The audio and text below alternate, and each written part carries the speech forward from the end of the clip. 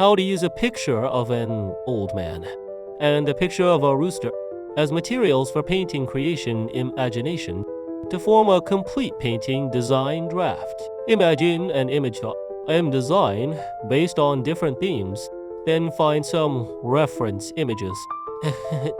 I found this old man's head on a photo website. He's incredibly thin, his skin clinging to his bones, and the nerves on his face are clearly visible. It's a truly captivating piece of surrealism. Look at the wrinkles on his face. They're so well delineated, making him look incredibly old and weathered. Furthermore, his beard and hair are incredibly long untangled, with some twig gong-like things in his hair, giving him a truly mysterious feel. There's also a close gum up of a chicken. The head and neck are incredibly clear, especially its large or incised curved grayish gong white beak.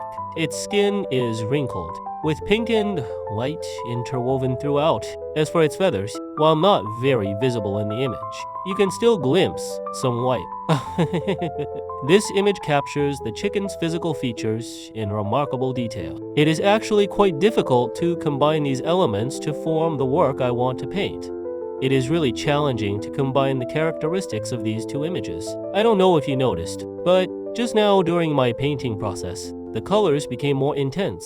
This is actually because I adjusted the colors. I prefer to focus on perfecting the form during the rough draft stage rather than focusing too much on the color. I can adjust the color after the outline of the shape is basically perfected. This way, I can focus more on each stage of the painting. The rough draft is the rough draft, and the color is the color.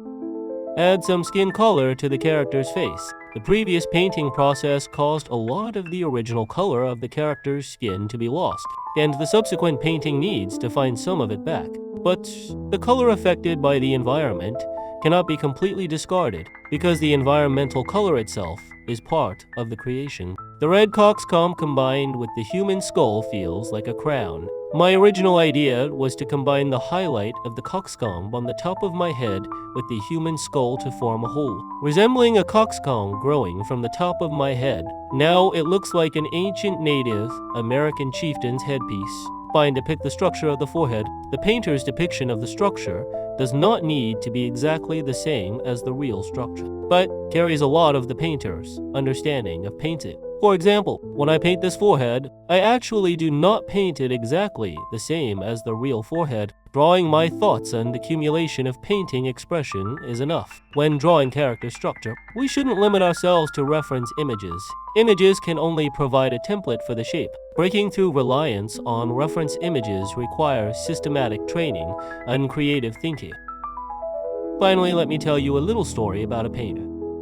In an antique shop in Montmartre, Paris, sits a dusty H-gang century portrait of plaster cast of Voltaire in a Einteich, a sly smile hidden in his wrinkles. The shop owner, Old Henry, often mutters, "This old man blinks in the middle of the night." No one believes him until art student Louis rents the attic. On his first night, Louis is awakened by a bang. Bang sound, the frame vibrates, and Voltaire's plaster lips suddenly crack. "Young man, you've copied my chin crook 3 times. It turns out the old man is the real Voltaire, cursed by a witch during the Enlightenment, his soul trapped in the painting for 200 years.